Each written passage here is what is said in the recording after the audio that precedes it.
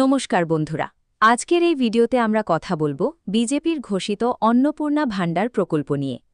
সম্প্রতি social media এবং ইউটিউবে এই প্রকল্প নিয়ে ব্যাপক আলোচনা চলছে। দাবি করা হচ্ছে পশ্চিমবঙ্গের মহিলাদের প্রতি মাসে ৩,০০০ টাকা করে দেওয়া হবে।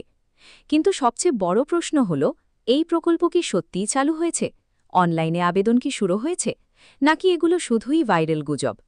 বর্তমানে বিভিন্ন ওয়েবসাইটে অনলাইন ফর্মের কথা বলা হলেও এখনও পর্যন্ত কোনো অফিসিয়াল সরকারি নোটিফিকেশন প্রকাশ হয়নি। তবে যেসব তথ্য সামনে এসেছে সেখানে বলা হচ্ছে, এই প্রকল্পে আবেদন করতে লাগতে পারে Aadhaar card, voter card, ration card, bank account, passport size ছবি। এছাড়াও আবেদনকারীকে পশ্চিমবঙ্গের স্থায়ী বাসিন্দা এবং মহিলা হতে পারে। তবে গুরুত্বপূর্ণ বিষয় হল, এখনই কোনো ভুয়ো ওয়েবসাইটে ওটিপি বা ব্যক্তিগত তথ্য দেবেন না। সরকারি ঘোষণা এলে অফিসিয়াল পোর্টাল এবং আবেদন পদ্ধতি প্রকাশ করা হবে। আপনার কি মনে হয়, এই প্রকল্প সত্যিই চালু হলে সাধারণ মানুষের উপকার হবে, নাকি এটা শুধুই নির্বাচনী প্রতিশ্রুতি? কমেন্টে অবশ্যই জানান। আর এই ধরনের সরকারি প্রকল্প ও বড় আপডেট সবার আগে পেতে চ্যানেলটি সাবস্ক্রাইব করে রাখুন।